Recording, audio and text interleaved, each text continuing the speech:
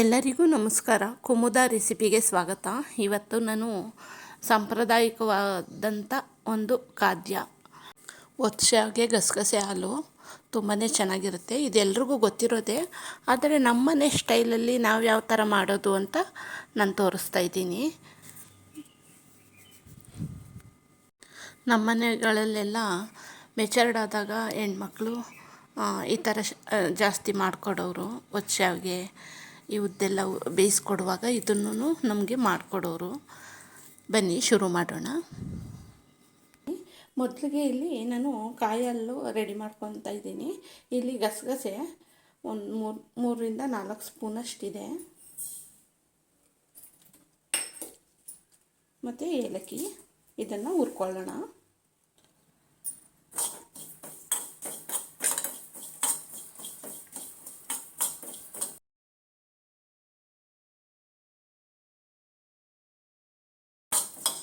ಸೀದಿಸ್ಬಾರ್ದು, ಸೀದಿಸಿದ್ರೆ ಟೇಸ್ಟೇ change ಆಗಿಬಿಡುತ್ತೆ.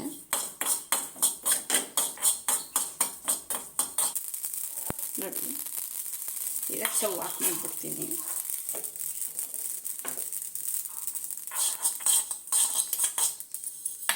Mixie ಜಾರ್ಗೆ ಹಾಕ್ಕೋತಾ ಇದ್ದೀನಿ.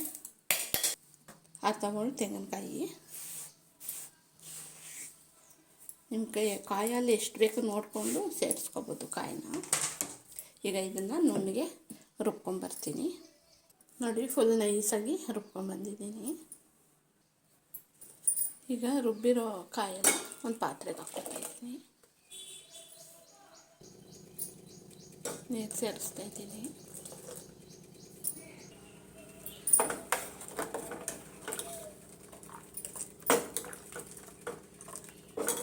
ನಾನು ಇನ್ನು ಸ್ವಲ್ಪ ನೀರು ಸೇರಿಸ್ಕೊತಾ ಇದ್ದೀನಿ.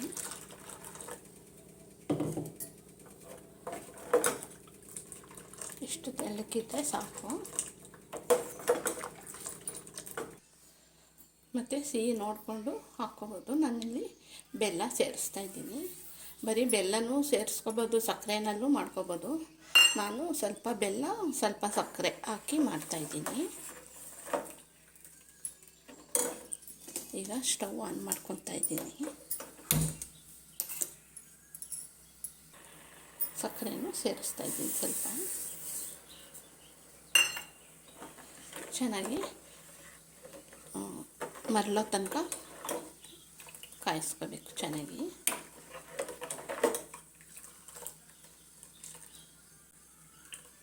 ಒಂದು ಕುದಿ ಬಂದ ತಕ್ಷಣ ಆಫ್ ಮಾಡಿಬಿಡ್ಬೇಕು.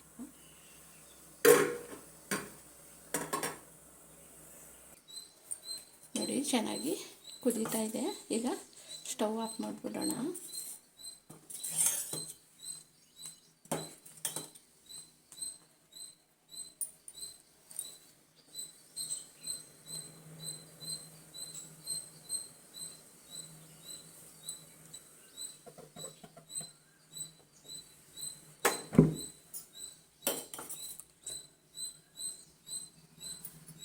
ಈಗ ಶಾವಿಗೆ ಮುದ್ದೆ ಮಾಡೋದಕ್ಕೆ ನೀರು ಹಾಕ್ಕೊತಾ ಇದ್ದೀನಿ.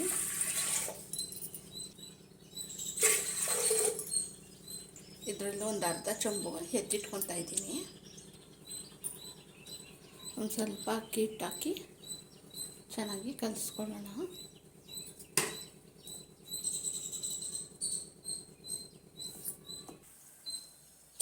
ನೋಡಿ, ಏನು ಕಲಿಸಿಟ್ಟಿರೋ ಅಂತ ಹಾಕಿ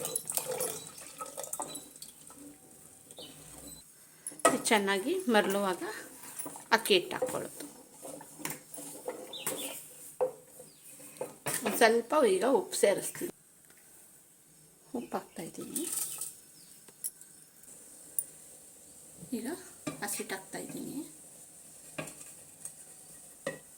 ನಾನಿಲ್ಲಿ ಈ ಗ್ಲಾಸಲ್ಲಿ 4 ಗ್ಲಾಸು ನೀರಿಗೆ 2 ಗ್ಲಾಸು ಅಕ್ಕಿ ಹಿಟ್ಟು ಹಾಕ್ತಾಯಿದ್ದೀನಿ.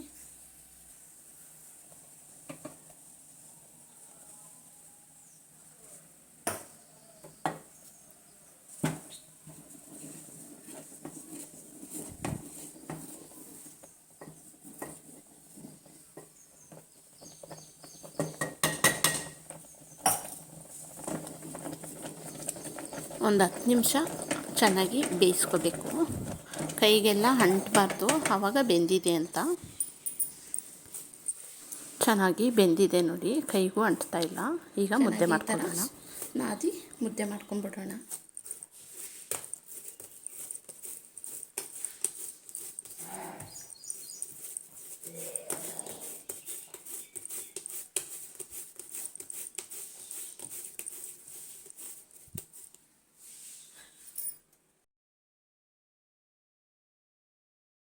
ಅದಕ್ಕೆ ಸ್ವಲ್ಪ ಎಣ್ಣೆ ಹಾಕ್ಕೊತಾ ಇದ್ದೀನಿ, ಸರ್ಕೊತಾ ಇದ್ದೀನಿ. ಎಣ್ಣೆ ಅಥವಾ ತುಪ್ಪ ನೀವು ಯಾವುದಾದ್ರೂ ಹಾಕ್ಕೋಬೋದು.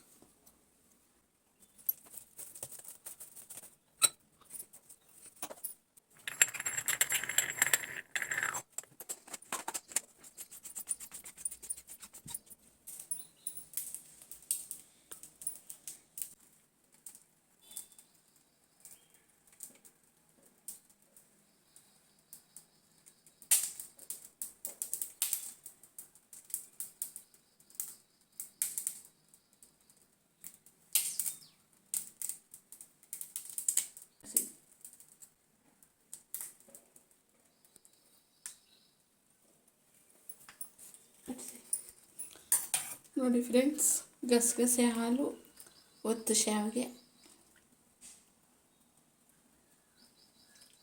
ನೀವು ಈ ಥರ ಮಾಡ್ಕೊಳ್ಳಿ, ತುಂಬ ಇಷ್ಟ ಆಗುತ್ತೆ.